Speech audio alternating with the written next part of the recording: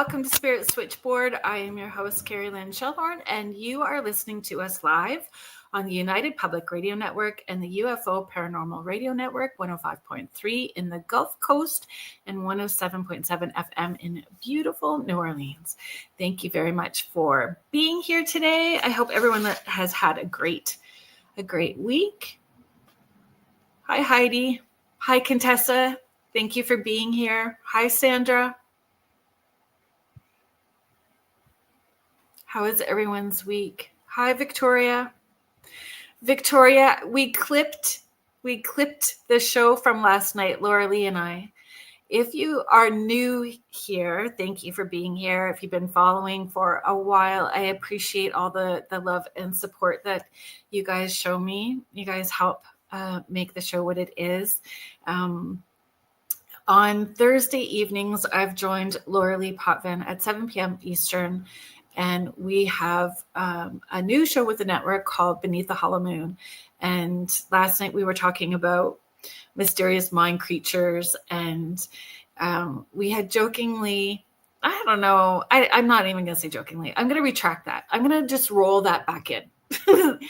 I'm realizing how it is very much in my awareness how powerful we are. And this week I have been manifesting like crazy, and not all good stuff. I was worried about losing my wallet, and I was obsessively thinking about it on the Monday. On Tuesday, guess what I did? Lost my wallet. Like, I was manifesting. And so anyway, last night on the show, I'm like, let's wear headlamps and we're going to put dirt on our face and we're going to be like miners, right? And who knows, maybe we will have some interaction, whether it is dimensional, if it is just, on the other side of that veil, see who pops in, if anybody pops in with us. And it was super weird. Victoria from Astrolight Paranormal, I was so glad you were in the chat because it was crazy to me what ended up happening. And there was actually 3 spots. So we clipped it and we put out that short clip. So if you have a chance, did you hear it during the live? Heidi? Was crazy.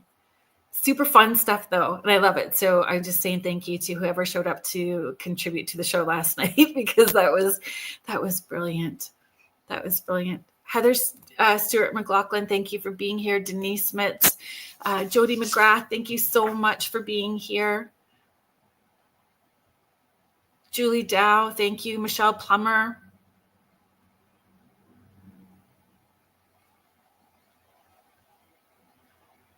It's awesome. Thank you so much. I'm going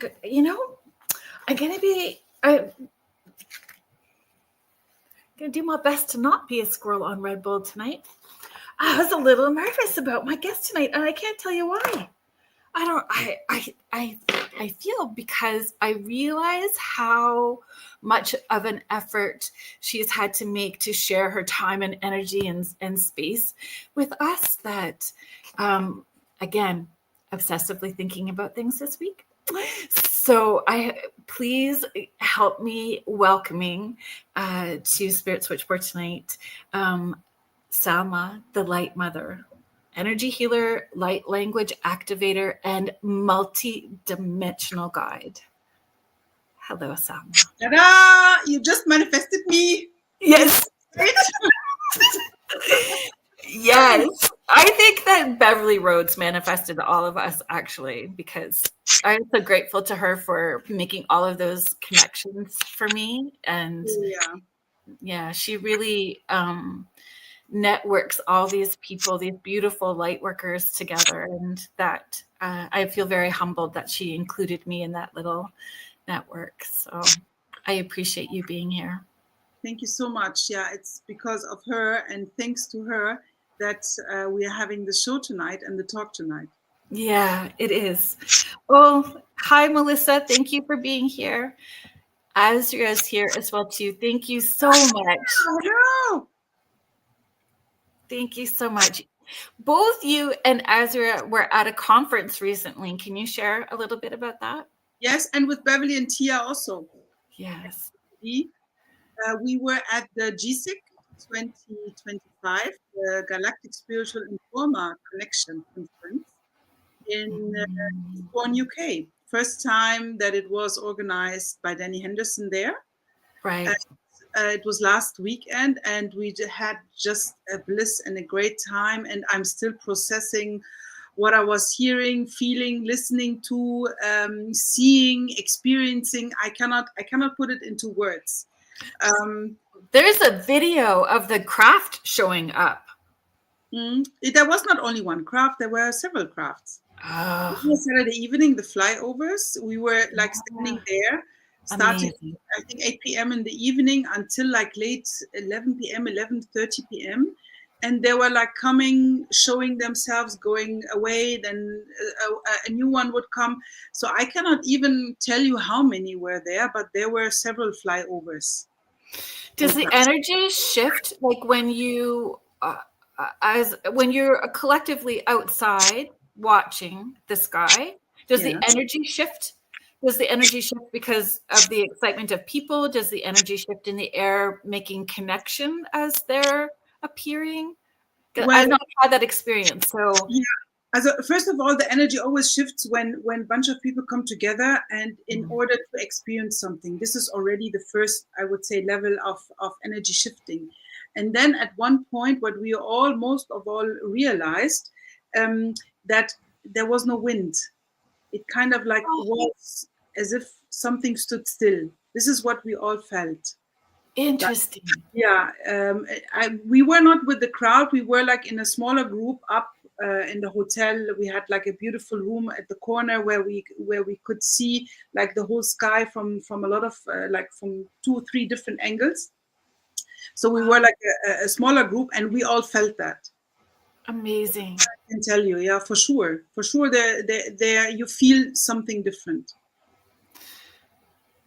And of course, like you feel the presence, and the more connected you are, the merrier you feel the presence, and you see even more, and you see things more. We were with Beverly at that night, and Beverly was saying, no, we don't have to go out now. They're still far. No, they're still far. So she was sensing them, She was interesting. If they would come and approach. And then at one point she was like, okay, yalla, let's go all of us on the balcony. And then like literally a couple of minutes after, the first one showed up. Interesting. Beverly's here in the chat. Beautiful people, so lovely, great energies. Yes. Hello, Beverly. Thank you for being here. Thank you for organizing and networking and again, sharing time, energy, and space with all of us. Hello, James. Thank you for being here. Wizard Radio FM. We appreciate you. Hello, Dawn. Thank you for being here. Denise Mitz. Hello, everyone. She is asking, will you be at the event in the United States? Well, I have no clue. If it's meant to be, I might be. I cannot decide right now. And I decided kind of last minute to go to the GSIC in the UK, I believe that you are sent where you have to be. So this is like since a couple of years, my approach to life. I rather plan less and like really be guided by my intuition, by my soul, so that I can be there where I have to be. It makes life magical.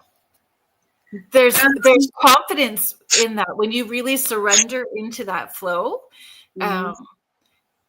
You do. It's so weird to explain to people. You really do feel like you have more confidence, more control, feel more empowered with the choices that you're making, because everything you do feels in alignment for you, right? You know what does and doesn't. Yeah, it's definitely magical, more magical for me. But how do I frame it now? It's painful for others. So if like someone wants to see you and they're like more of the planners, and you tell them, well, I don't know, let's see how I feel. And, so for others, it might be really difficult. You are on the same wavelength, Yeah. who don't live in the same, Yeah. I would say, like, kind of realm like you are, in like the realm of like the mental realm, emotional realm, and the same approach to life. That might be difficult for others. So then that comes sometimes also back to me, where I also want to cater to their desires, because they're still important people to myself, for me, Yeah. But for me, definitely it makes it magical. And not only, magical also in a sense where you actually, you let life happen the way it should unfold, and you are in a kind of like surrender mode, in a like connected mode, and also surrender mode. And and and by this I realized that more, or the right opportunities, just show up in your life, To get where you are now, is it a gradual shift, or was there a monumental moment? Did things sort of unfold for you to get where you are at this point in time? Because your Okay. background is varied. With your healing modalities, you have all the letters. Okay, how much time do we have for my answer? Okay, okay, the short version. Well, I had a lot of hiccups, but tell me what the trigger or the start of this was. I believe that I was a seeker ever since I got on this planet. A seeker, friends used to, like 30 years ago, used to laugh about me, like in a good sense, and say like, Salma in search of something. Of what? We don't know, but Salma is in search of something. So I think that seeking, that urge for the searching, brought me to where I am today, and brought me to the understanding of a lot of things that I have today. But I have to also tell you, before we continue, the more I know, the merrier I know that I don't know anything. And this Yes. is where I am right now, and this is like, the deeper you dig, the deeper you go. Every time you feel like you got the truth, it slips from your hands. It's like a butterfly, you want to get a butterfly, and then you want to touch it, bing, it's gone. And this is how I see it. Do you feel we're not meant to know everything all at once? That there has to be a surprise, or more information that is presented after we transition out of this meat suit that we're currently. Okay, before I answer that, let me ask you a question. How would life be if you would know everything from the start? Mm, How would your journey be if you would know, oh, okay, this is your plan, this is your schedule. At 5, you're gonna do this. At 10, you're gonna have that. With 30, you're gonna be here, and with 60, you're gonna, transition. How would yeah, life would be if you would know all of that? yeah, Okay, so I believe, no, you don't have to know everything, yeah. because I this agree. is your path. I believe it's unfolding. It's an unfolding, and when you know a lot of things, or when you know more than the most people, and when you come to this earth with a certain mission, or a certain background, and wired in a certain way, then of course you know much more than all the others, and then I believe your calling is higher. Mm, But in a nutshell, I don't believe that everyone has all the questions. yeah, I agree. And it takes the sweetness out. I think it takes the sweetness out of the wonderment of life and experiences. If you were to know everything, it the surprises can be sweet as well too, and teach us. So Yeah, well, I mean, like, this what you just said, for me, has different layers or different facets to it, yeah, because when you say like the sweetness of life, the sweetness can also be in something sour, you know and yep, and you find a lot of people, when they look back, telling you, oh, if that wouldn't have happened, I wouldn't be here. And this hmm, is also part of my journey, awakening, evolving, developing. What triggers all of that? I don't think it would have triggered all of, or I would have been where I am right now if my life would have been smooth, like soap. When you have a soap and and it slides on the table and it just has a smooth slide. I don't think I would be where I am today if that would have been the case. So, like when we talk about what we nowadays have, the energy and what we're experiencing worldwide, the awakening that is happening, or I like to call it remembering, Yes. also through a crack. This saying, I think it was by Rumi, right? The crack is the place where the light comes in. Mm-hmm. And then you have this Japanese art. I don't remember how the art is called, but the Japanese art where they put in the crack of a vase gold in it. Yeah, it's beautiful. To express how precious a crack can actually be. Agreed. Tia is here just saying hello. Oh my God, the whole team is on board. Hello, Tia. Tia is also going to be coming on as well too. Oh, nice. You're gonna love her. So I just wanted to this question is relevant. Melissa Whaley, thank you very much for being here. Mm-hmm. Melissa is sharing, I'm really starting on a journey of going with where my energy takes me, and I'm struggling with the people who aren't supporting me, almost holding me back. This talk is what I need. Thank you. Do you have advice for people who are just starting off in their journey where maybe their closest people are not on the same journey, and any resistance, how they can move through that with more grace and ease? Yeah, I of course don't know the story or the circumstances of it was Melissa, but I can tell you it's like different levels, because someone from your surrounding, the closest people, what do? They usually love you, like in best case, they usually want your best. They usually want to have you in their life. So when you are changing and drifting and like talking all of a sudden gibberish to them, and saying like soul awakening and remembering and language and light language and I don't know, starseed and everything what's going on right now, they don't understand. No, So and they say that you sound like a cult leader. Yeah, or whatever, whatever comes then to the conditioned mind, that I Fear. also, but that's a different story. So Yeah. they fear to lose you. Yeah. So you could try to explain to them. If they don't understand, then I would say go to the next level. Okay, what would you do if they don't understand? And sadly, sometimes going on your true path also means saying goodbye to the old. Mm-hmm. Because it's kind of like you are shedding skin, and if you're shedding skin, you leave your old skin behind, and everything that is connected to that old skin, to the energy of that old skin, to the circumstances, to the life, whatever was connected to that. And sometimes it means saying goodbye so that the new and the right frequencies can come in.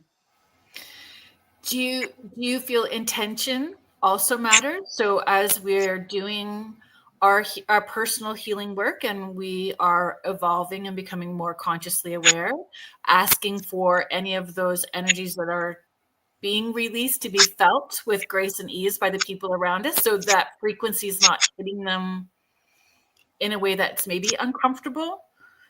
Do you know? Okay, I don't know if I understand your answer correctly. So In general, intention is everything. It's the core of everything. Mm-hmm. What do you mean by intention in regards to relationships?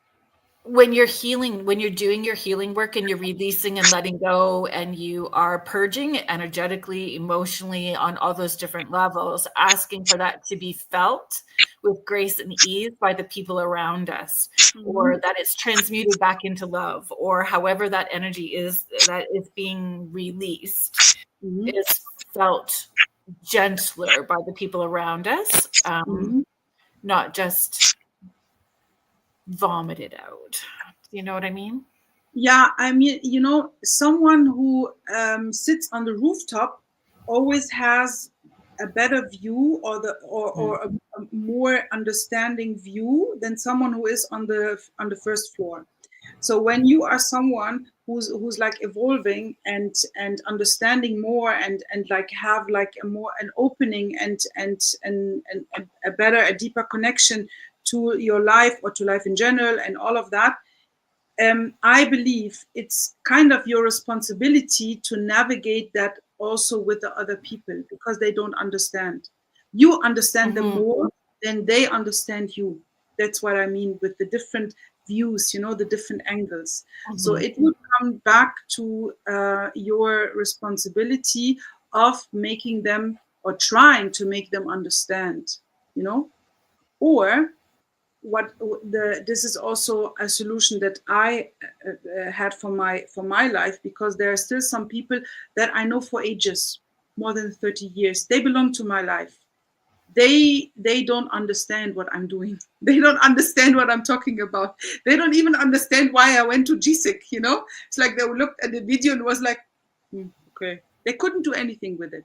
So I'm fine with not sharing that side of me with them, And when you look at your life and you look at your relationships to other people, how much do you really share 100% with everyone? You don't. Maybe not even with your partner.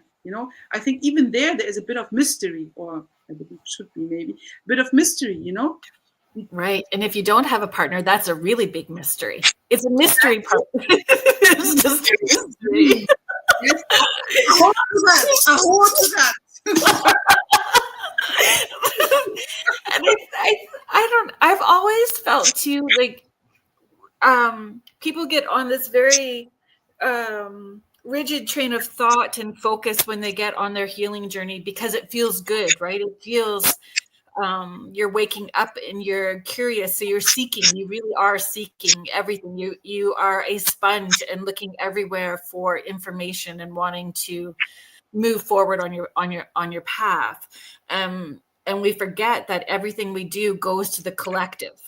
So that collective, we're all connected. So I push it quite a bit, actually, that when we're doing healing work, that we are including the relationships, not just singular people, like sending our energy and healing or sending grace or whatever that is to all coworkers, all friendship relationships, all mother-daughter, all parental. So it goes to that collective consciousness and doesn't wham those people who are not ready for those frequencies, who will react like a hurt dog. A hurt dog doesn't understand you're trying to help it, so it snaps at you more.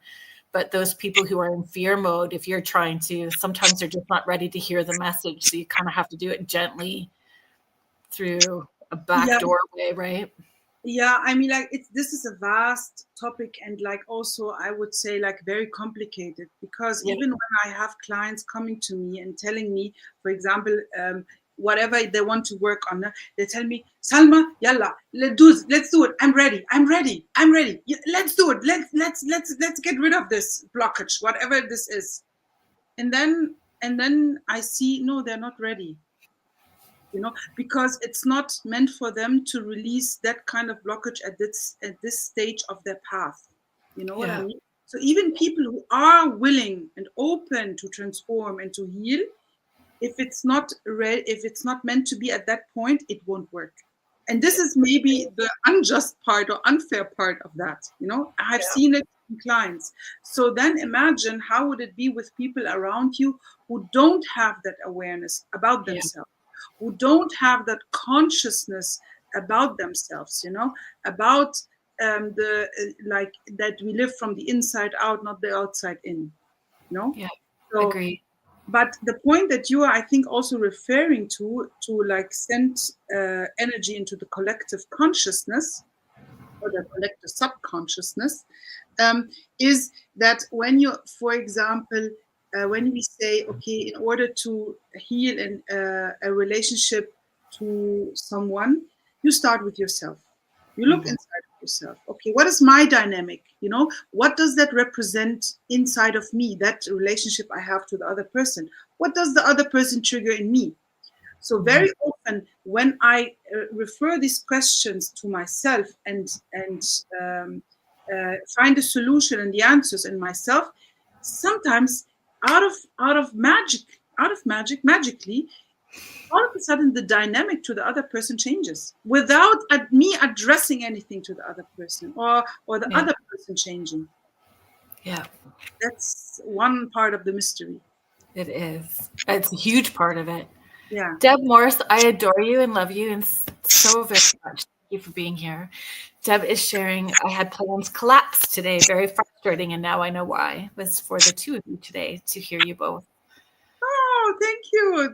I hope you will get a lot from this talk.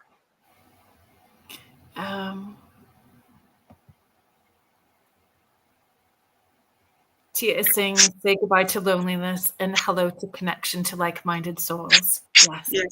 Yes.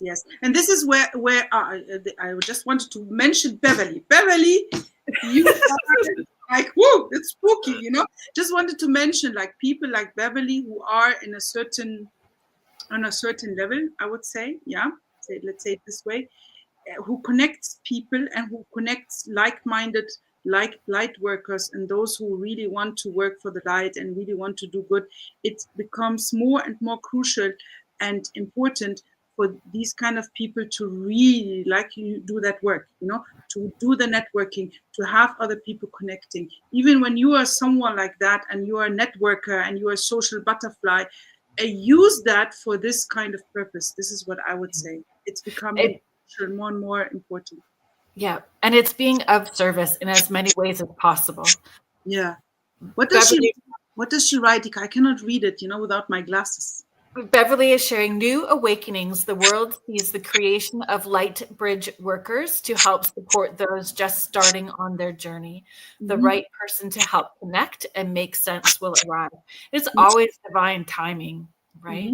And what does that mean, to be a bridge between dimensions? It's all divinely orchestrated. Divinely orchestrated. To be a bridge beyond, between the dimensions. What does that mean? What does that mean spiritually? Or what does that mean on our earth, you know, on the life of our earth? So for people that are new to this conversation, who are just starting on this journey, when we talk about dimensional, alternate realities, alternate dimensions, that's somewhere very over here in their realm of understanding, right? So when we talk about multidimensional healing or multidimensional guides, what?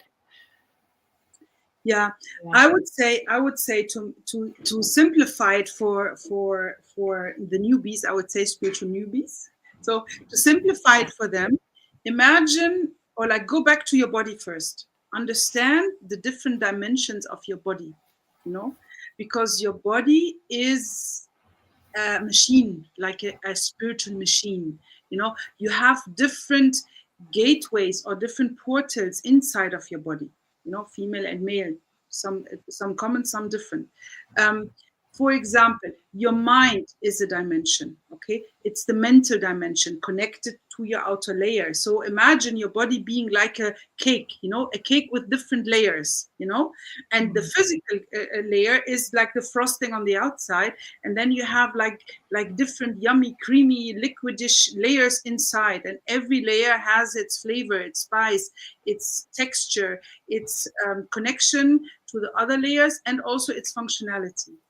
So, and this is also what the human body is. You know, the human body has different layers connected to the different dimensions of your being. You know, you have the mental plane, you have the astral plane, you have the emotional plane, you have the physical plane, you have the celestial plane, you know, and so on. So you have the different planes. So these are the layers, energetic layers around your body that create your aura, that create your field, you know, the donut that we all have around our body. Yeah. So this we are connected. Then you have the different organs in your body that all have a consciousness. You know, what are we made of? We're made of 70% water and the rest are cells. 70, 80 billion cells. Each cells Each cell has a brain in itself, carrying memories, carrying information, carrying structure and purpose, mission. So as I said, your mind, your brain is a mental plane, a mental dimension. Your heart is like the gateway to the universe, which is also a portal to a different dimension. Then you have your lower body, the chakras, the energy centers in your lower body that also create a portal to dimension. So for everyone who's new here, I would suggest start with really understanding what your body is and the spiritual functionality of your body. Then we can talk, okay, how am I connected? How is my soul connected to the universe, to the vastness of the universe, to the multidimensionality of my soul's existence, Then we can talk about that. Does that answer your question, I Caroline? love it. And Beverly is, I'm so glad that you're in the chat. Azria as well too. Tia, I'm not sure if you saw Beverly's episode as well too. I love that you all use food analogies. Uh-huh. It's like cake. Negative energy felt like, how did Beverly, so like a brownie. I think Beverly talked about it as a brownie. I love that you guys use food as an analogy. Yeah. Yeah, because I think it's like, food is the closest to your stomach, and what's the closest to your stomach is the closest to your emotional center, because our It is so true. behind the stomach. So I guess most of the people can relate to that. Yep, to food for sure. Deb, my lovely Deb is saying possibly the best explanation of chakra energy I've ever heard. Oh, thank you, Deb. Yeah. Hello, Sherry Madigan. Thank you very much for being here. Hello. Well, I like it when the audience is so engaging, Yeah. You can ask me questions. Yeah, questions are welcome, and engaging in the conversation. The chat really helps carry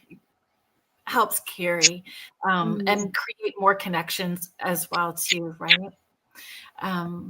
Beverly is sharing yippee food, cake with layers, best way to understand. So true. It's so true.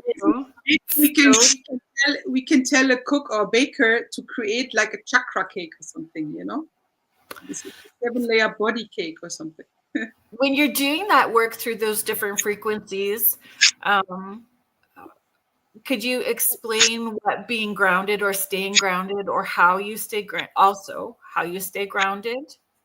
when you're doing light work or energy work?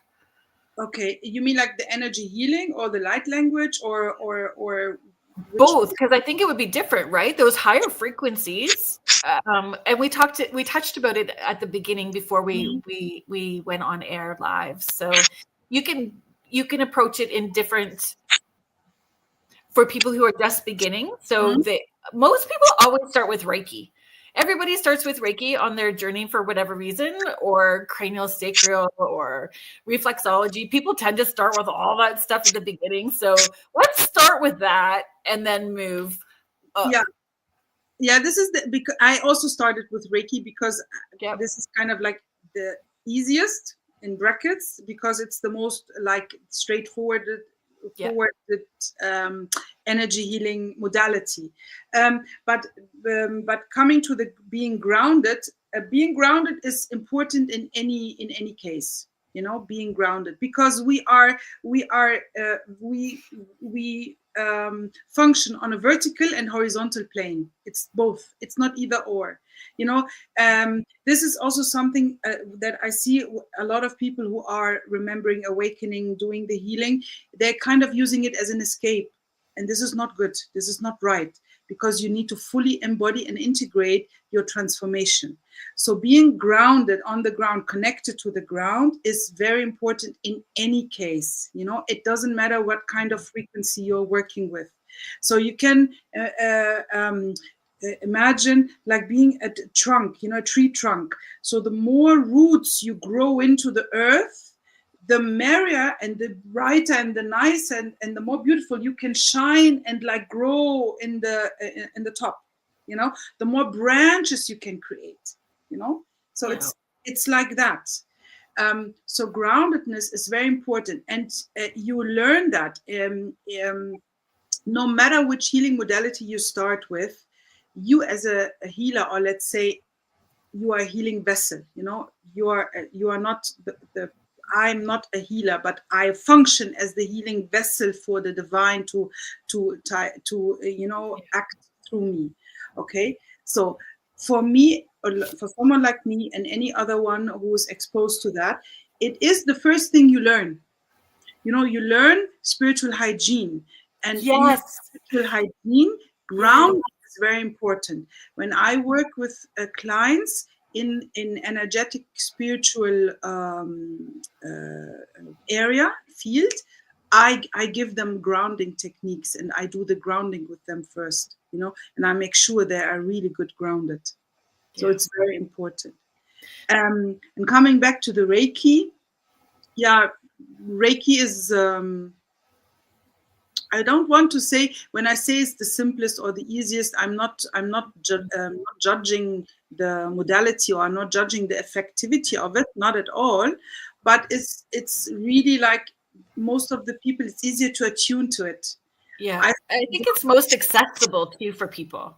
Yeah, it's exactly. Maybe the accessible is the right word. Yeah, because I also did pranic healing to the master degree, and it takes you several years, and it's really like based on protocols and different books, and where you use colors and crystals and stones and like different techniques, etc. So it's kind of like a really whole deep school. It's different. Yeah. Azra, right? Works for me. Yes, a chakra cake. We need Snackwana in the chat today.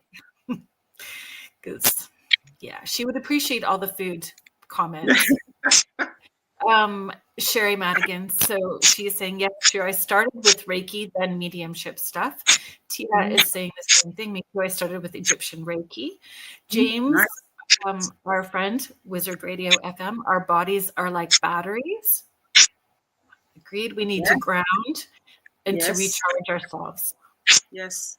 We are biomagnetic field around us. Yes. Thank you, Laura Lee.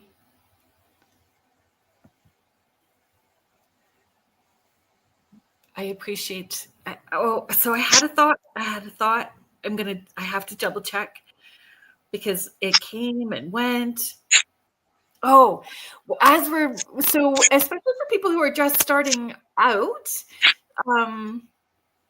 it's not always a gentle healing journey when we start off on this path, right? No, of course not. Oh my God. Hiccups. It has to get worse before it gets better. This is in most cases. Layers of it. Yeah, of course. And returning back to it when you think that you're done. And even after years, you find yourself in a similar situation. It was like, that again?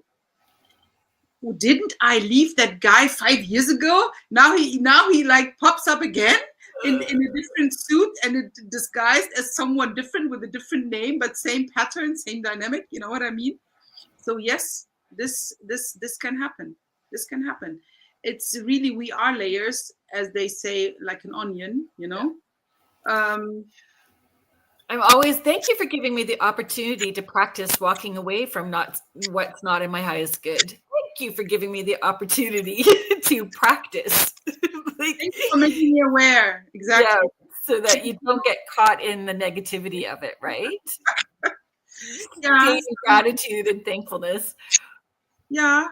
Or if you don't, or if you just like getting lazy of healing or transforming, or you think like, oh no, khalas, I have been there, done that, I can't anymore. And then something happens and you're bam, triggered again, or like forced to do it again. Agreed, Laura Lee. Laura Lee is just sharing inner healing is a lifelong journey. So Laura Lee is So Laura Lee and I co-host together Beneath the Mhm. Hollow Moon on Thursdays, and Laura Lee has a beautiful show on Mondays called The Angel Rock with the UPR network as well too.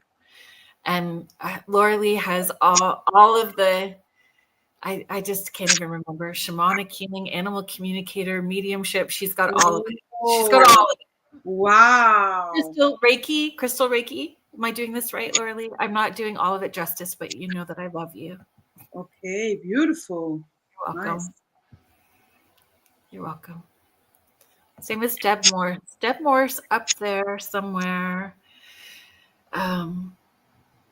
She started off as a lawyer and a nurse and an author and writer, and she's a medium and energetic healer as well too. Oh my God.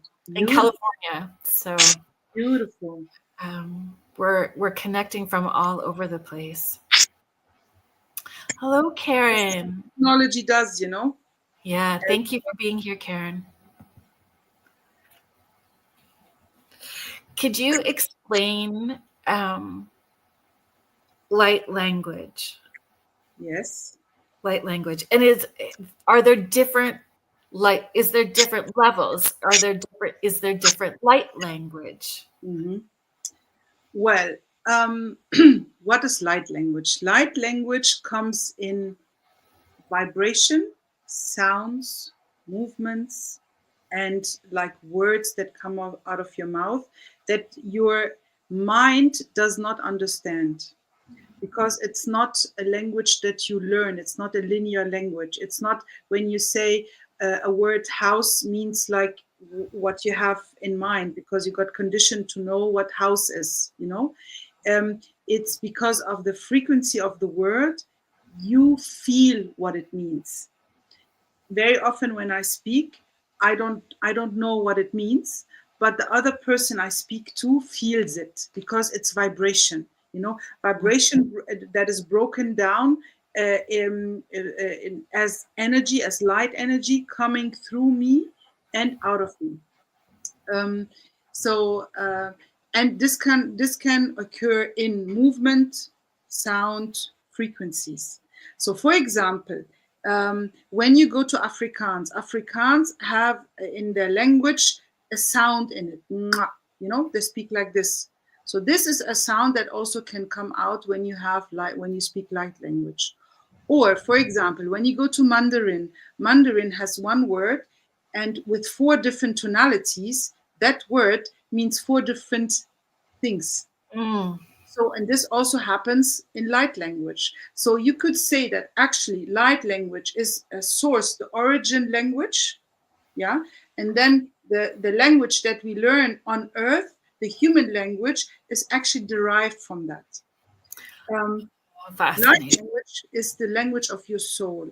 So as many souls there are, as many light languages there are. Because that's what I was curious. Because when I tell you, for example, Carolyn, you know Carolyn? Carolyn, my dear. I really have to tell you something. Okay. I don't like you.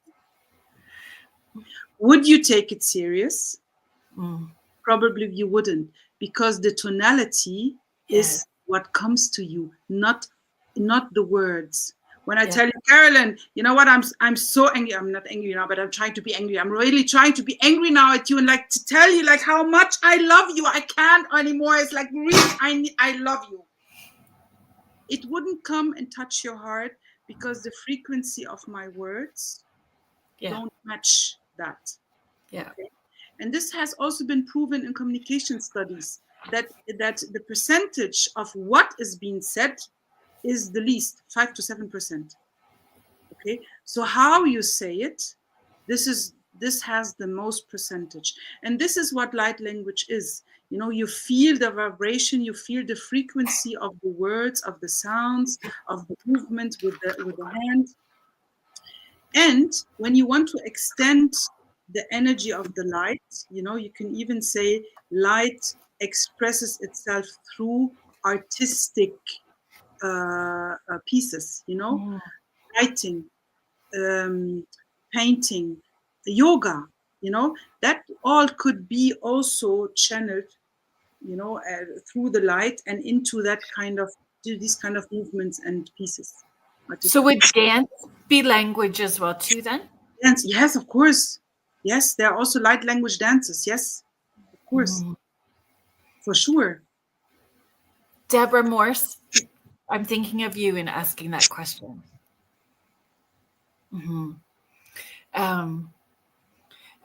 I have taught my children that from a very young age, right? Yeah. And I have chose to not engage in conflict with other people in light work sort of community who gave me a hard time about not knowing names of guides or names of, and I said, but I know who they are because I feel them and their frequencies are all different.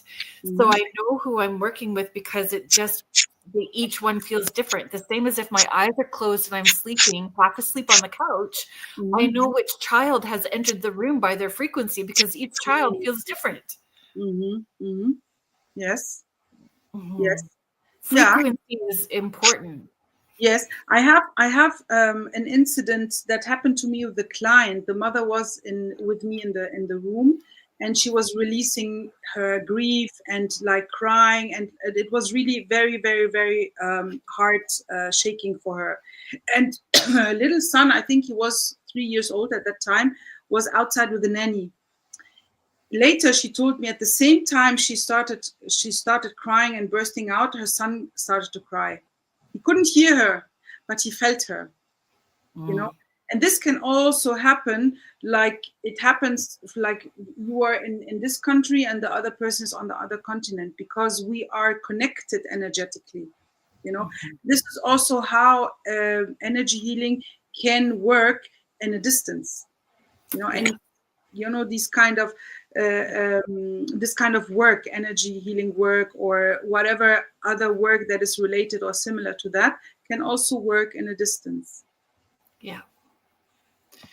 Laura Lee is asking, how does someone begin to start speaking light language?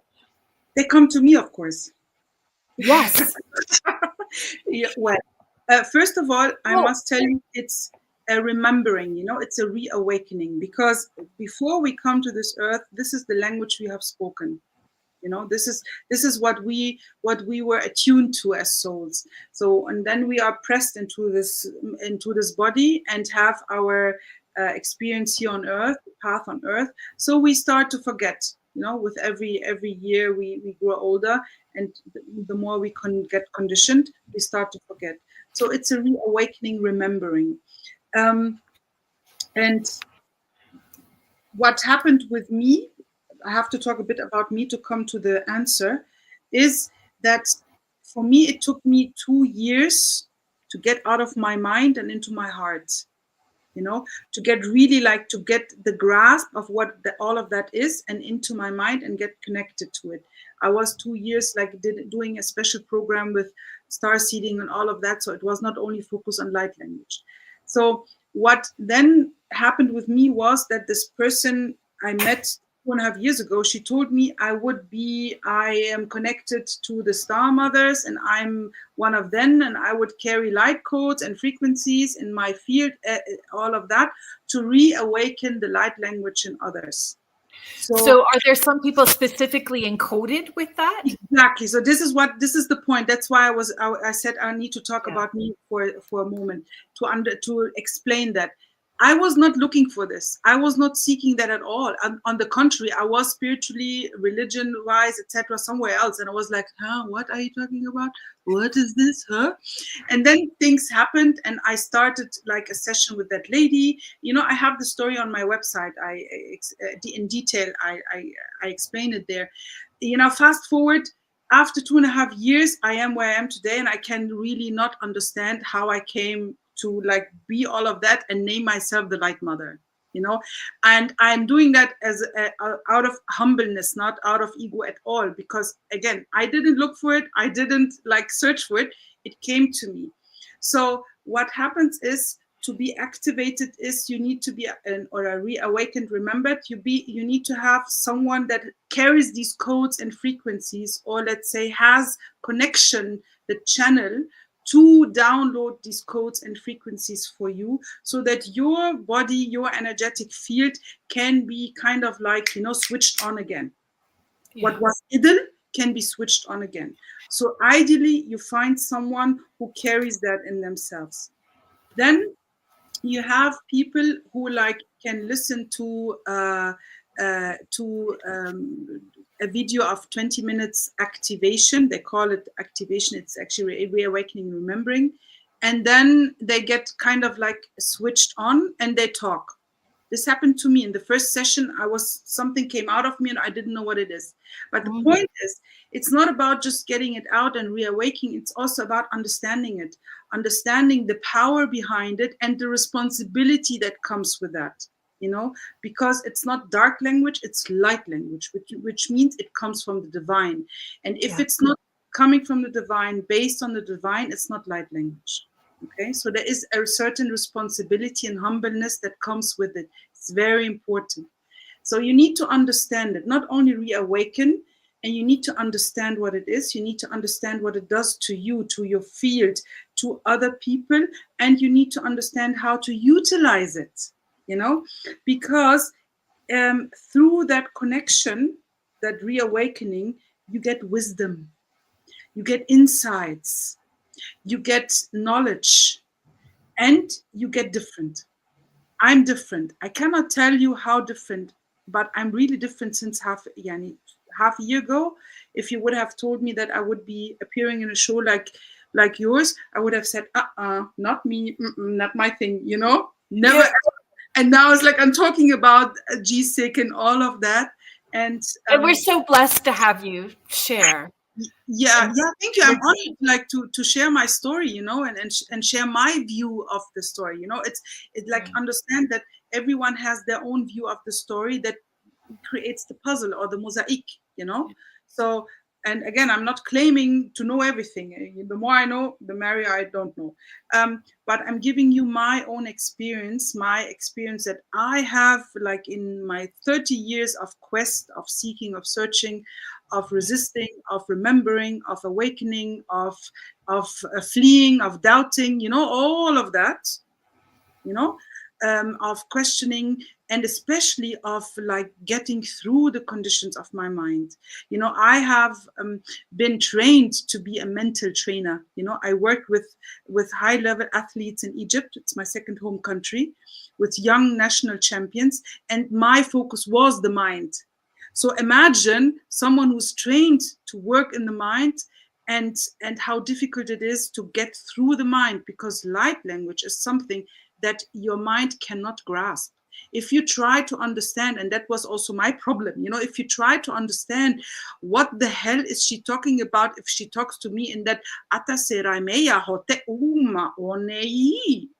she talks to me like this, what is this? What is this nonsense, So it took me that time, and I'm very grateful for the patience of my teacher. Thank you, Carol.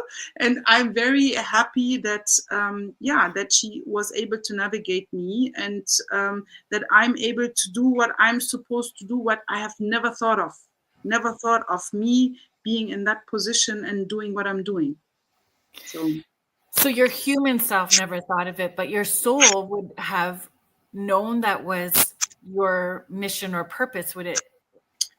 Yes, I guess so. At the end of the day, my soul God was stronger than my human avatar, Yeah. I guess so. Yeah. And that's why also I write my name like this, I was born Sal Ma. This is an Arabic name, which means peace or the peaceful. And then through the events in my life, my history, my name got changed to Selma, Selma. So this is my human persona, 3D name, as you would call it. And now I renamed myself to Sal Ma, presenting more the essence of my soul. This does not mean that I'm denying Selma Köhn. I'm not denying my 3D existence, my persona existence. Right. I'm combining both. But who is now in charge is my essence, and it resonates with me. It gives me bliss, it gives me power, it gives me a grounding, it gives me a lot of things. The energy shifted when you started to speak that way. The strength and love is so powerful when you started to share in that way. It's just almost staticky, like that static energy shifted.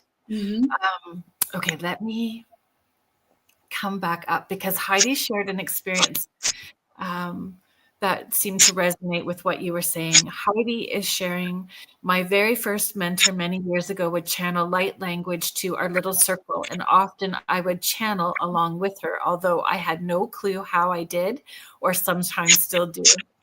Still do it. Beautiful, beautiful, Heidi.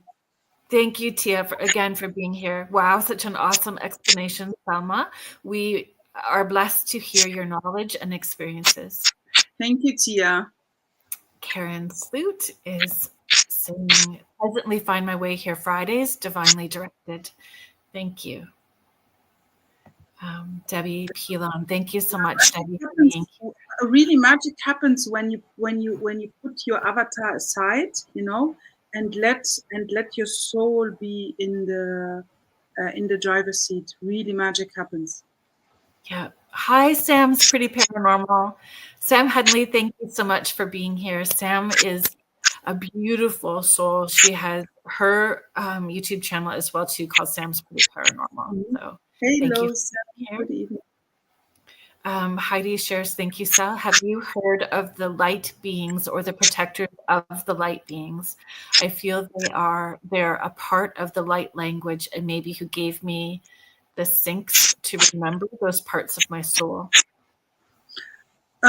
Well, I mean, like, there are multiple light language. They come in different frequencies, vibrations, shapes, forms.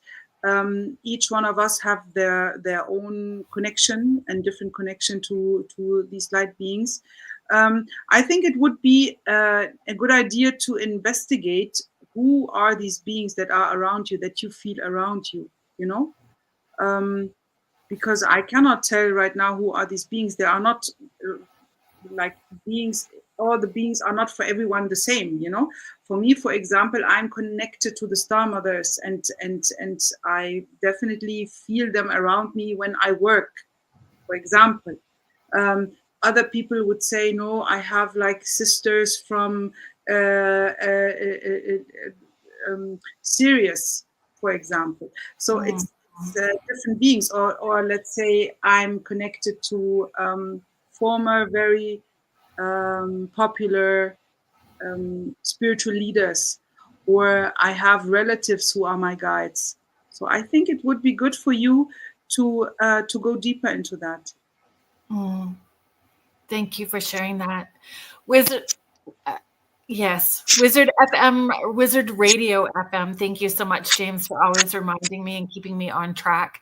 So we're just at that midway point already. So I just need to do time flies. It does very quickly.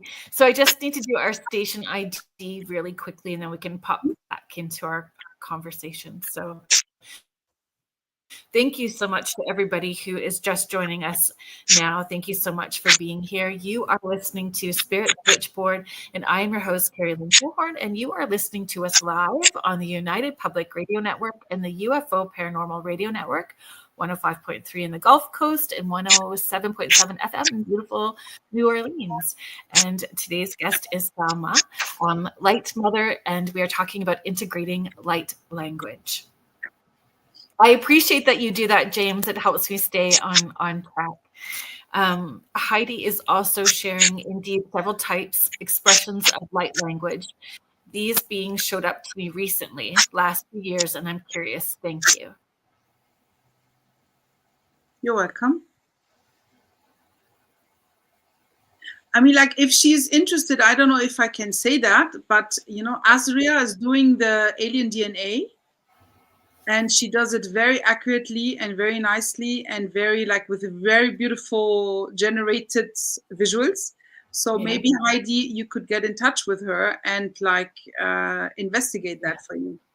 And Azria is going to come on to explain what she does in June. And she's also going to be on the Angel Rock with Laura Lee in August. If you miss her on my show in June, she'll be there as well too. If you don't have an opportunity before then. I know we can't wait to have Azria on. We're all excited. We're all excited. Yeah, be excited. It's don't want to say too much. Are there, I know that we sort of probably already touched this, but specific, are angelic beings and galactic beings different and frequencies are different? And is the light language attached to one more than the other? Is it separate? Well, as of my understanding, your light language is attached to your galactic dimension, which is your soul. I think I cannot even say your higher self. It's actually your really soul, the voice of your soul. So this is what your light language is connected to. My galactic dimension has for sure a different frequency than any angel, and even angels have hierarchies, so you have different frequencies in those angelic hierarchies. My brain just went 18 different directions. There's so many questions that and this is why it is like a lifelong journey. It's a lifelong journey of learning and integrating and processing. And then we start over again on a different level, integrating and processing and moving forward, right? So light codes. Can you explain what light codes are as well too? Yeah, light codes are frequencies and vibration. You know, this is how I understand it, what light codes are. Right. And light codes can also, I believe, come through for example, through the sun, you know, the solar flares that we have been experiencing in the last weeks, let's say, or even like years, you know, the plasma that comes through that is also, they are also codes. So you could also say that this is light code. And since your blood has plasma, it directly connects to your blood, you know.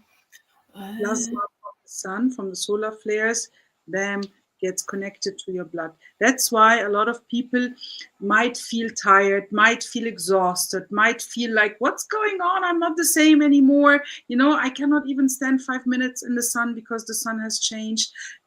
I'm like, feel dizzy. I feel not good. I feel not in my element, because these were the codes that came down through the solar flares to kind of not activator, but kind of awaken us, you know, and giving us that next level or the possibility for the next level ascension.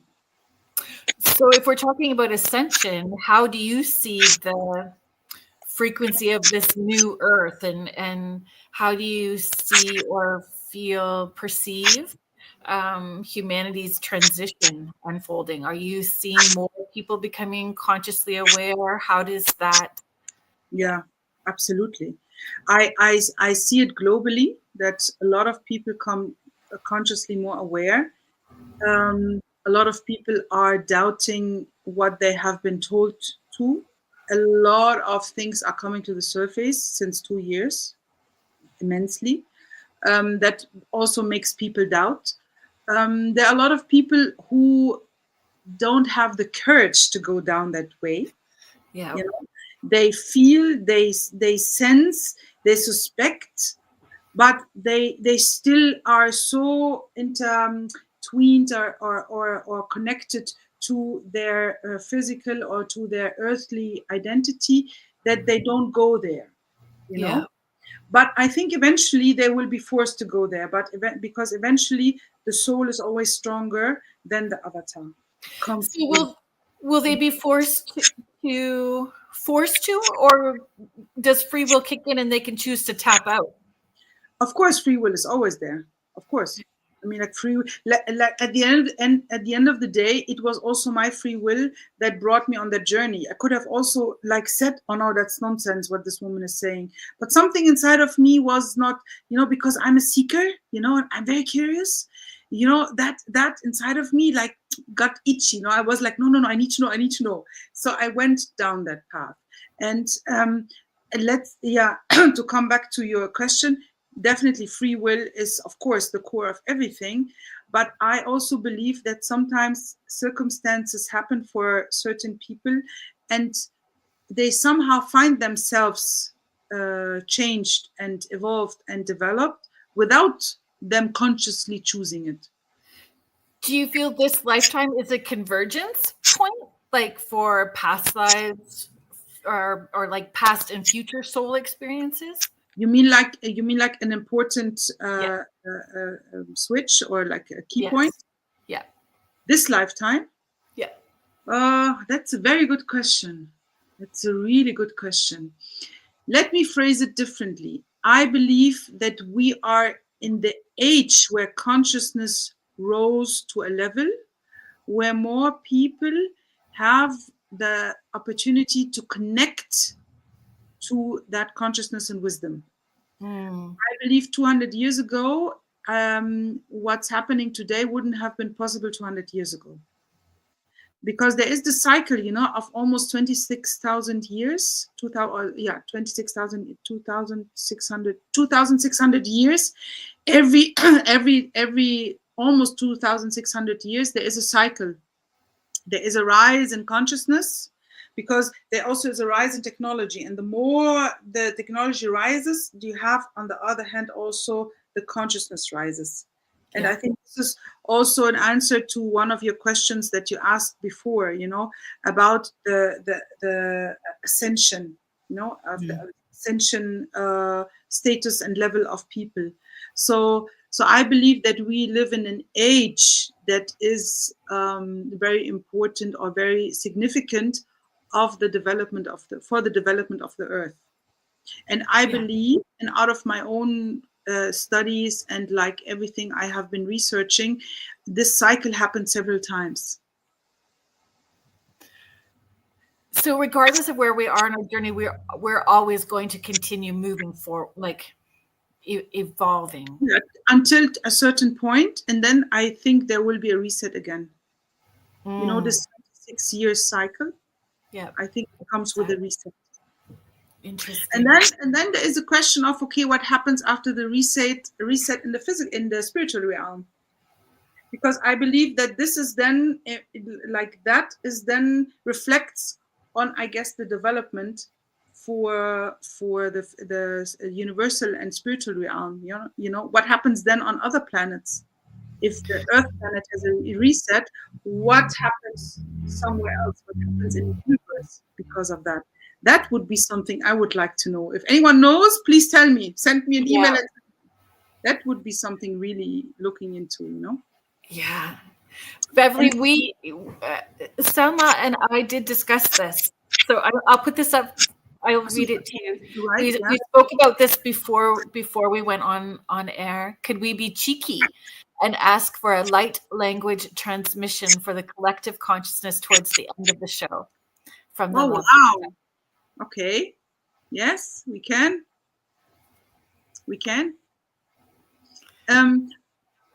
Before I come back to this, I wanted to tell you something. The ascension, the word ascension to me, I like to use descension, because it's not we are going somewhere, because people believe when they ascend, they leave their groundedness and they escape into it. But we are not here on earth in that human body to escape. We are here to integrate. So I always say it's more like a descension. It's more like through the healing, through the energy work, through light language, you create your field. You prepare your body, your field, to receive all of that. It's like having a socket, and you put a certain volt into it. If you put too much, the socket will burst. So you have to be careful with the volt. And it's the same with the body. So you're preparing your body to receive. So it's more like a descension in order to integrate in the body. than an ascension where you feel, oh, you have to escape that. It's not, because as long as you're in this human body, you are integrating, embodying, not escaping, you know? Right. And for this demonstration, I need to explain to you what kind of sound tools I use. Can I ask one more question before we do that? No, we don't have to do it now. We still have time. I just okay. wanted to explain how I use it. So, yeah, of course. I wanted to ask about trauma. Can trauma veil our ability to connect with our soul mission and our understanding? How does trauma affect our ability to receive? That's a very good question. Nobody asked me that question before. Depends on the level of trauma. Trauma can stand in the way, of course. Of course. Because, so does healing, sorry, would you encourage healing on different levels then? Counseling or therapy and other energetic healing modalities. Sure. I have to tell you something, and I have been working more than 10 years as an alternative therapist, energy healer, coach, mental trainer, etc., like in Egypt and other places, with international clients, and even my own journey. Yeah. I believe you cannot truly heal and transform if there is no spiritual part in it. So there is no full recovery from anything, from full healing, if you don't go to the spiritual healing, and however spiritual healing for you looks like. This is my conclusion of like my own story, and the story is of thousands of clients I worked with. Yeah, so this is what I'm convinced.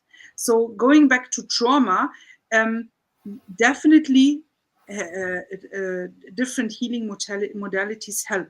I mean, like you have one modality that is the EMDR, that is at the moment the best. They say it's the best method to heal trauma because the person doesn't have to reconnect and relive and all of that.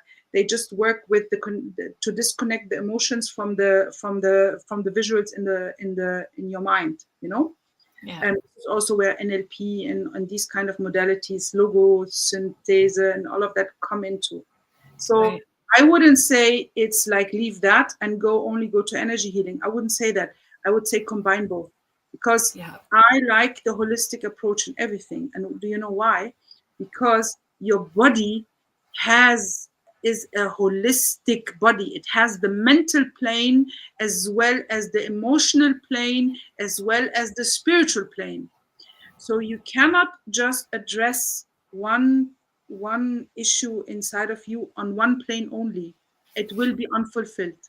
Agreed. 100%. 100%. And let me just also finish my answer before I forget. So trauma, yes, can stand in the way of healing, of course, or of connecting, because the trauma response is severe in people, you know, depending on the level of trauma, depending on what they have been through. So they either forget everything before and after the event. They either forget the event itself. They either direct that negative energy to themselves and do things to themselves that are very crucial. You know, you have different responses. So yes. And we hold it in our body. Like we hold that. Yes. There is this book which is called The Body Holds the Score. You know that?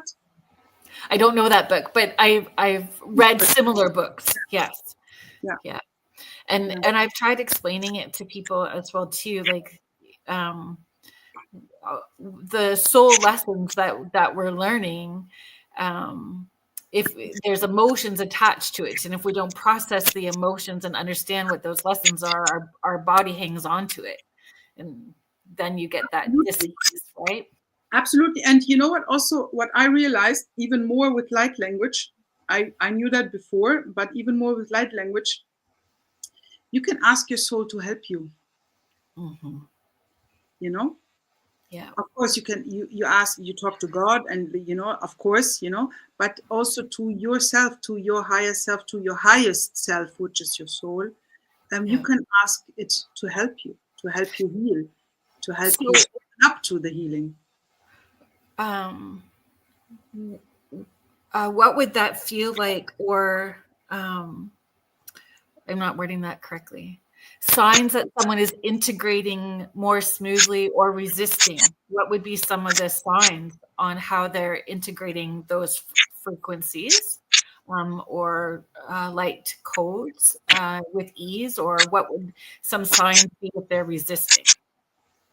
Some signs that they're resisting if they stay too much in their mind and want to, like me, the best candidates, and they want to make sense of it, to want to understand it in a linear way. But our soul is not linear, and and the frequencies and the vibrations connected to that are not linear. So that would be signs, if they really not able to connect to it because they're too much in their head. And sign for integrating them more is if they would feel different, if they would feel more, if they would, for example, come from stiffness, if they, for example, all of a sudden would feel more flexible or more at ease, more, soothing, all of a sudden they do different movements, or they start dancing again, or they start singing, So because these are all portals. So if the portals are being open and you feel like, oh my God, all of a sudden I want to do that and I want to do this, this is how they feel that they are receiving it, integrating it. Yeah. On social media, I have been watching a friend every night as she ends her day. She does this 5 minute, she calls it a shimmy. So she does 5 minutes of dancing. And she said she was really struggling with grief and struggling with heavy emotions, and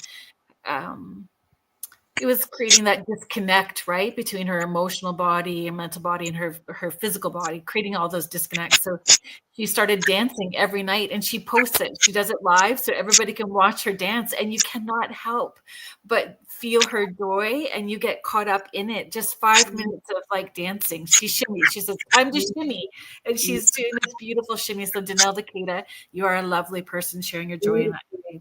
You see, this is also energy. You can also say this is like extended version of energy healing, because you connect to the frequency of that person. Yeah. So how can someone begin a relationship with their energy field or their subtle body? So if they have been disconnected for a long time with feeling even their physical body, or disconnected from their subtle body, how can they come back to that? Through the breath. Thank you. Because the breath is the connection to everything. Agreed. If you don't listen to your breath and through your breath, I'm also breathing practitioner. So if you breathe very shallow, or if you breathe very with not ease, you will create blockages in your energy field that goes into your body, and then your body takes it over. And a lot of people can release a lot of blockages through breathing exercises. And there is one breathing technique that I can highly recommend everyone to try it out. It's awesome. This is also a breathing technique where you actually can connect to the spiritual realm, is the conscious connected breathing. Do you know about that? I don't know that term. Yeah, conscious connected breathing, CCB, I think they call it, where you breathe in a certain way, where you just focus on the breathe of the in breath, and the out breath is automatically. And then you do it in a rhythmic way, etc. And then it brings you to a certain state, and that state, can open up things, can also open up blockages where you have anxiety and grief and release. So it goes in both ways. So the connection, the start is always the breath, always the breath. Because even when you say, okay, I start to meditate, but if you start meditating and you breathe wrongly, it doesn't bring anything. Because you have to understand how you want to meditate, what kind of meditation, because there are different breathing techniques. There are breathing techniques that calm you down. For example, if I do hypnotherapy. So if I want someone to really get quickly into hypnosis, I do a certain breathing technique with them. If I need someone who's for example, when I was working with an athlete and I need them to be like really energized and like, oh, go on the field and like get it, like a basketball player, I give them a different breathing technique that generates fire, and you also have that, for example, in yoga. I'm a yin yoga and yoga nidra teacher also. So I teach that also. So here you use a very soothing, calm, relaxing breathing technique. But when you, for example, do Ashtanga or Vinyasa yoga, it's a very powerful yoga. You do the Ujjayi breathing, where you breathe from your throat, and this creates fire. This creates power. This creates where you can like be strong and do these energetic frequencies that Ashtanga and Vinyasa have. Yeah.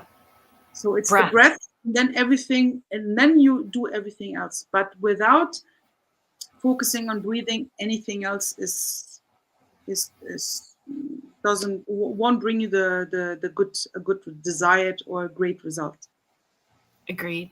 It's all about the breath. Yes. Let me get to some of these comments.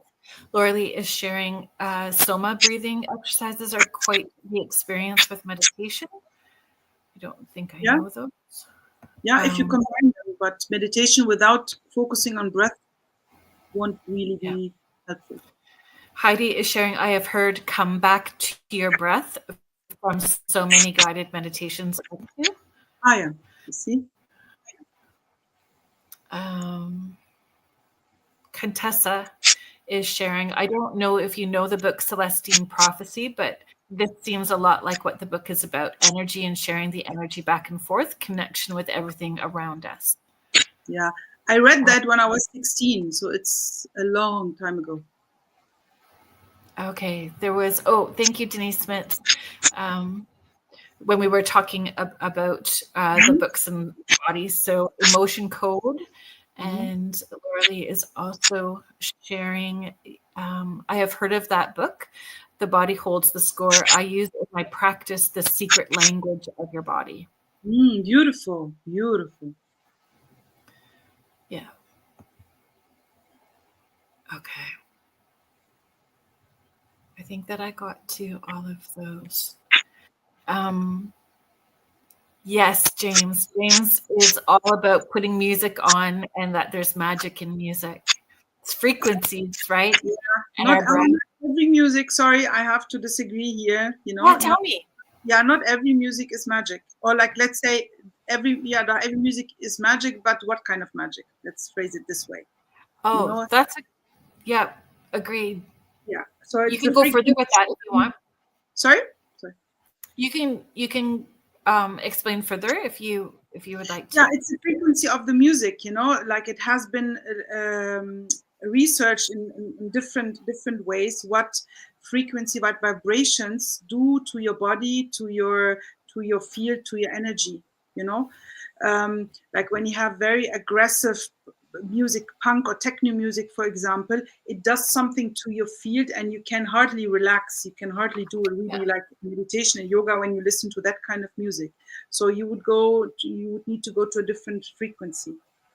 Yeah. So it's all about like what the frequency is and what it does with you.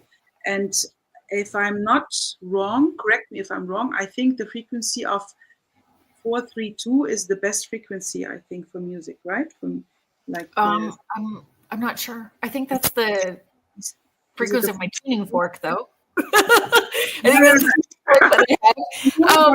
Wiz, you know what, Wiz has a different frequency. No, but I think that would be the right one. I think Wiz, I know that you're talking about like Jim Croce.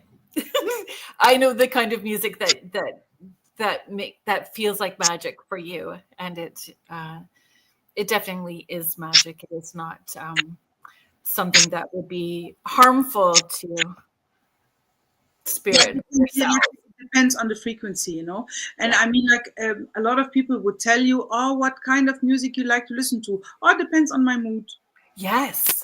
So you have sometimes people telling me if they are heartbroken, they love to listen to love songs, or if they are in a good mood and they want to like embrace the whole world, then they, I don't know, listen to salsa music, Latin American music or something, So it depends. I like listening to rain.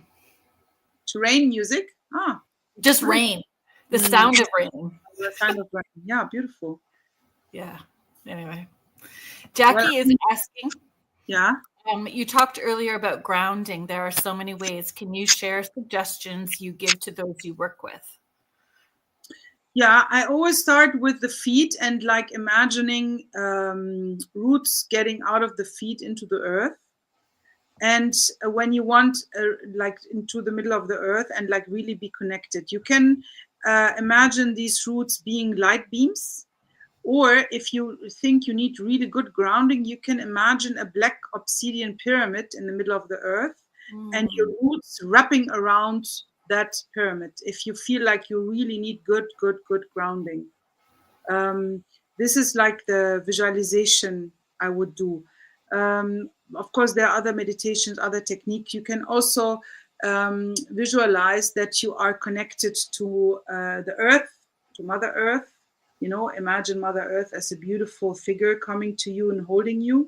And at the same time, imagine Father Sky coming to you and holding you.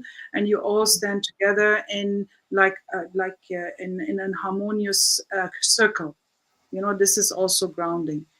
Of course, you can eat certain foods to ground you, but that would may be more damaging. I don't know. But coming from a visualization technique, that would be my technique I would use, or these two techniques. Thank you for sharing. That's beautiful.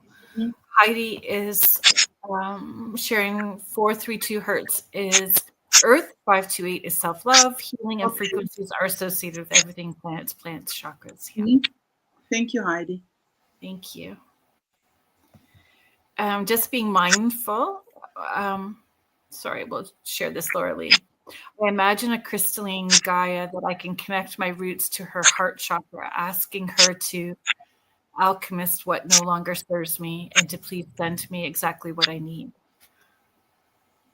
Yeah, I mean, like if you feel that this grounds you in the way that you need, okay, it's fine with me. You know, whatever works with you. Not every tool, not every method works with everyone or resonates with everyone. Before the show, we had talked really quickly about how it feels when you're doing energy work. If you get tired doing energy work, if it raises your frequency, could you share some of that? I'm being mindful because we have about 15 minutes before we are finished and we have to start winding down. So I want you to be able to give us that channeled message. And I don't know how much time you need. Okay. Yeah, I can do it like in 5 minutes or 3 minutes. You know, it's like a quick sending. Well, I did different healing modalities, or like I'm doing it. I learned different healing modalities, as I said earlier, and of course, as a healing vessel, you need to do your spiritual hygiene, because it's very important that you don't draw from your own energy. You know, when you do Reiki or pranic healing, you don't draw from your own energy. You draw from the divine energy. You draw the energy in. You know, in pranic healing, you do regularly a meditation called Twin Heart meditation, where you imagine, you know, like a channeling divine light through your crown chakra and your hand chakra to the earth. With this, you're charging yourself. So when I work with someone energetically, I need to really do my spiritual hygiene, energetic hygiene, in order to draw. If I don't do that, I can feel drained, because then I'm drawing from my own energy. The same goes with light language. Something similar goes with light language. I also need to do my spiritual hygiene here, but more protection, because when you open up to light language, you open up to how can I say it, to a realm where dark energy would love to come in. You know, so you need to have even more protection. What I realized, or what I'm experiencing, is when I work with light language, I'm being charged even more than working with other modalities. And I believe it's because I feel the bliss, I feel the true connection to the divine, or the direct connection Right. through that tool even more strongly. Because really, every time I do I do work with my clients, sometimes 3-4 times a day, okay, which can be very exhausting normally. I feel blessed. I feel blissed. I feel like pushed. I feel energized. I feel really great. I feel like I'm being rejuvenated. So yeah, it's really awesome. I never felt like this when I was doing pranic healing or Reiki. Heidi, thank you for sharing that. Heidi is just sharing. I love your vision, Carrie Lynn, of pulling either cosmos or earth energy to your heart space and making a bubble. So I teach people like breathing in the light of the spiritual sun in through your crown, and you can breathe it out from your heart space and creating that bubble anyway when you're doing your energy work. And then grounding Okay. from your feet. Sometimes through the heart, create that bubble through the heart. Yeah. Yeah. I feel the same way when I'm doing energy work as well too. There's a difference. You can feel when you are when it dips down and it becomes heavy where you're pulling from your resources, you can feel that. But it's really breath. Like when you stop and you take that breath, you through your breath, you're pulling in light and you pull back up into that space, and you can feel it's lighter. It's Yeah, I mean, for example, with pranic healing, you have to be really very well trained to know how to draw the energy in, because depending on the protocol, you draw, for example, red energy through your root chakra, because in that protocol you need to work with the red energy of the root chakra, for example. Or like you draw in like green energy from your solar plexus. So you have to be very well trained in also your visualization and the ability of controlling your consciousness and your energy inside of yourself, to draw the right energy for the different protocols. Beverly is sharing, without good spiritual energy, we see that psychic lice appear, being the small, leftover, sticky energy as oval black. Thank you for sharing. Thank you. Yeah, it's Hunter Keat is going to talk about that for sure, right, Beverly? Down to the hygiene. Yes. Spiritual hygiene is very important. It's more important, or just as important as your physical hygiene. Yeah, normally you would never go to sleep without brushing your teeth. I would say so. And if then, I don't know if you feel that well or that good the other day, but so you need to come into the habit, especially if you're a light worker, especially if you are exposed to a lot of beings and energies and all of that. Because you pay for it the next day if you don't. Oh yeah. Because learning curves. Learning curves for me. Yeah. And sometimes if I'm really overtired, and I don't, right? I'm just too tired. I want to crawl into bed, and then I pee for the next day. Like I know better. It's like having a psychic hangover. It's just sludgy and icky. And then I have even more work to do because I have to clear all of that more if I had just dealt with it the night before. Yeah. Yes, exactly. Yeah. It's true. Do you feel comfortable? Yeah. Yeah, I feel comfortable. I mean, like I have to see if I use my tools. I told you, I'm working with different tools. This is a sistrum from the goddess Hathor. This is a musical instrument, but it's also a healing instrument. So I'm using it. And this is like chime, an ordinary chime. And I use different tools like a healing fork and sometimes my ankh. So or like a kalimba, depending on what I feel is needed. So if I feel it's needed that I use one of these instruments, don't get shocked. No, I think it's beautiful. Thank you. We're very blessed. Okay. Just give me a moment to tune into it.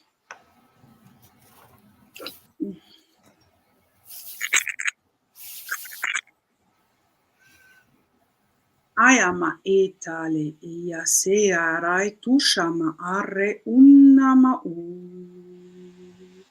atehi mishi tu rato ayama hula he uti me yaho Uiuha, uiuha, rutamahe,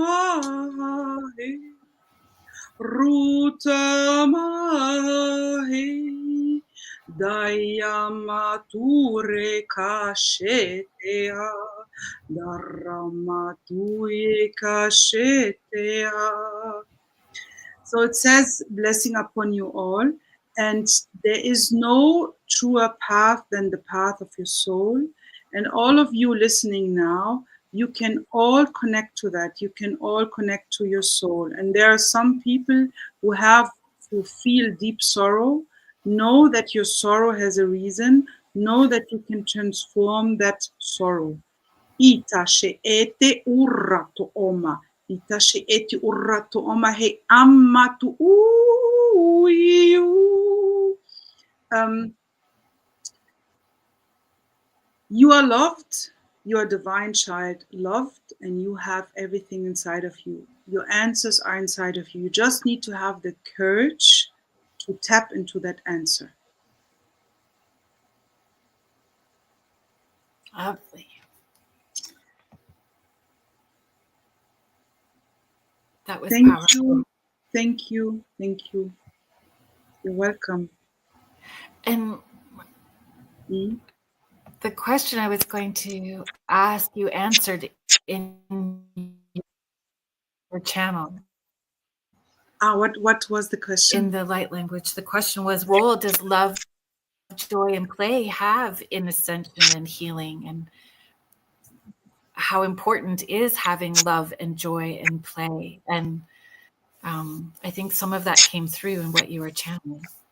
Yeah, I believe that you felt it, and as I said, very often, I don't understand what comes out, what the message is, but the other person will feel it, And what I felt very strongly is that you need to be reminded, or you need to remind yourself that you have the power, you have the answers inside of you.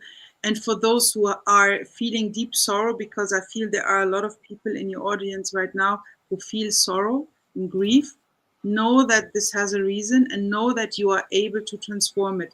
Just have the courage. Mm-hmm. Thank you. That's a beautiful message. And of course, love is like the basis of everything. What's next for you? Offerings. Where will you be? How can people connect with you? Yeah, you can connect through my website, Salma Zone. I have usually, for those who are interested in like reawakening your light language, I have an 8-week session program where I like step by step guide them to be able to integrate and embody and reawaken that energy for them, that light language for them. And I also do consultancy, spiritual consultancy, past life regression, hypnotherapy, and other healing modalities that you can find on my website. Yeah, there's so many. There you can find my YouTube and my TikTok and my Instagram channels. Yes. And you're just starting, right? You're just starting with your TikTok and YouTube. Are they just starting, or you're just starting to? In regards to light language and or like that spiritual part, I'm just starting it. Yes, you will find it like almost empty. So I'm just starting to fill it and starting to build it up. And even on Instagram, I'm starting 2 new channels because I want to like shift the energy more to it and leave my old channel. Yeah, so we are kindly, with much gratitude and appreciation, asking folks to please like and subscribe, follow, and share so we can help build that network up. So that work, which is so essentially important to people who are coming into awareness, have that connection. So can I also add something? I forgot to add something. I also mainly work with people who are already working as light workers, who are already working as therapists, energy healers, coaches, demon hunters, and etc. When they activate their light language, it gives them a tool on top. And like most of my clients are coming from that background. Amazing. Kason, we did do we did not. We held space and Sal Ma did healing. But if you watch when the replay comes up, you'll be able to watch it again. So you didn't miss it. It's just at the right time for you when you see it. It will the energy and it will get to you even if you watch it on replay. You will connect to that anyway. Denise is sharing awesome light language. Always makes my scalp squiggle. Thank you for sharing. Welcome. Yeah. Thank you, Tia. Thank you, Tia. James, I thank you for holding space and being part of the show with us. Next week on the show, I have Marilyn Kaufman coming on, who is a past life regressionist. She's written a book called Lifetimes, and she's going to talk about past lives and in between lives. Going to be our discussion next week. So thank you so much. Thank you so much for sharing all of who you are with us. Thank you so much for inviting me, for having me, to the audience, for engaging with these beautiful messages and questions. Thank you so much. I really enjoyed it. Good. Yeah. I'm so grateful. Thank you, everybody, for being part of the show and part of the chat tonight. Thank you for being here and holding space for one another.